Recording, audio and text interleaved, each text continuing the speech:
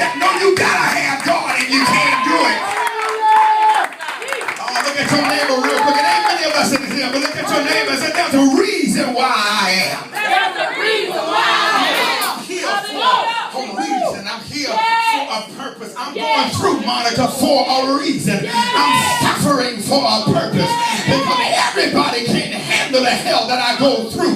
They are taking their lives for things, half of what you are going through. But God got you capped for a reason. And had it not been for God, just keeping my mind so I can be that pillar to those that don't have them. Look at your neighbor and say, thank you, Lord, for making me who I am. Thank you, Lord, for making me who I am. Yes, I got to go through this word. He's revealing unto us that God have you here for a reason.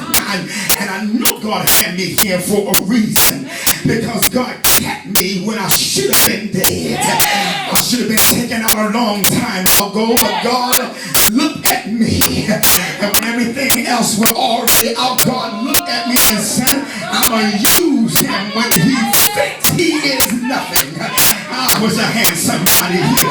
While folks looking at me less than and calling me everything but a child of God, I'm still sitting here and didn't lose my mind. I should have left where I am now, but God kept me for a purpose.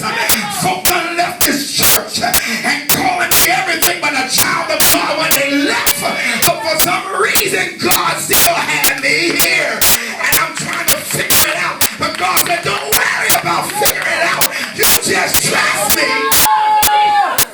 Y'all want to help me in this place while I keep you where you are. And I got 3 of y'all in here that knows what it feels like to know that God got you for a reason. I need you to look at your neighbor and say, neighbor, you saw me last week. And you look at him again and say, you may have seen me last month. But the key of it is I'm still here. Oh, y'all ain't talking back to me. And while people being killed by fly bullets, and while folk dying in their sleep, you are still alive for a reason. And I'm trying to tell folk, I give you hard knocks for a reason. I'm telling you that God gonna make something out of you. All you gotta do is trust and believe. I feel like acting like a fool in here right now. I tell you to turn around and grab your neighbor and tell your neighbor, I'm here, baby, and for a reason. I'm here, baby, and for a reason. Y'all ain't guys. Amen. I feel like having church, but I thought I had somebody going my way. Here is the thing now. When I was coming up, God revealed unto me a memory that I tried to let go. The memory is that when God was trying to speak in my life years ago, I was trying to avoid what God wanted to do through me. The deal was that I remember when I was living in the city of Willingboro, New Jersey. In my house, I was one of the first ones to be able to purchase a car and rip the paper off and drive it off of the car lot. And you know what? I felt kind of good because my father reminded me. He said, you better really thank God for God giving you something that nobody else in the house was able to do. I said, yeah. But I didn't look at it on the spiritual. I looked at it on the natural. God was trying to speak to me, but I was avoiding his voice because he was showing me that there was something he was going to do through me. That was years ago before I ever got called to preach.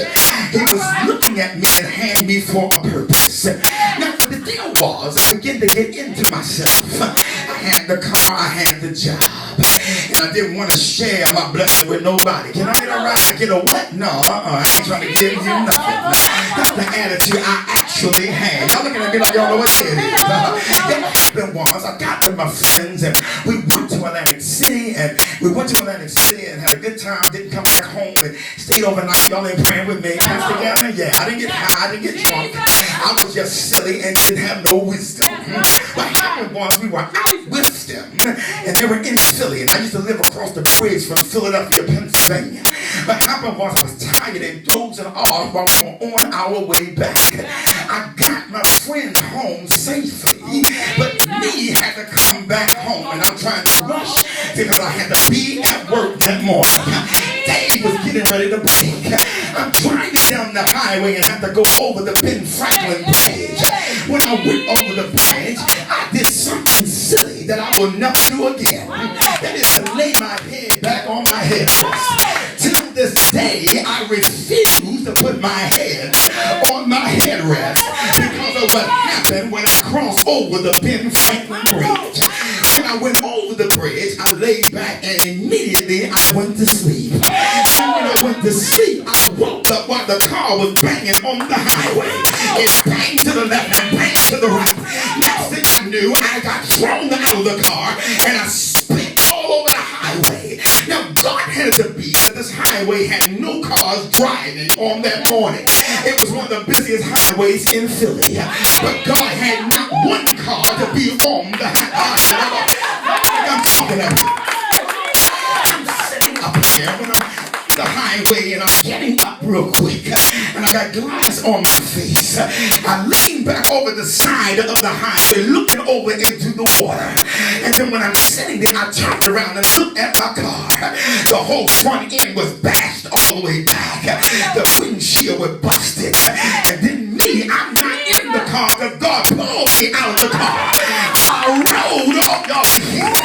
The purpose of this is this, that when the state trooper came to, he looked at me and said, you got a little bit glass in your hair. He was just checking to see whether I'm full of alcohol. I ain't have no alcohol because I never drunk. I didn't have no crack, no marijuana because I never smoked it. It was just an unwise, silly boy that did not want to appreciate what God had in my future. What I did was I got up. He said, you're all right. I said, yeah, my nose is bleeding, but I had no broken bones. Y'all ain't here, had no scars. My nose is bleeding because of the shock.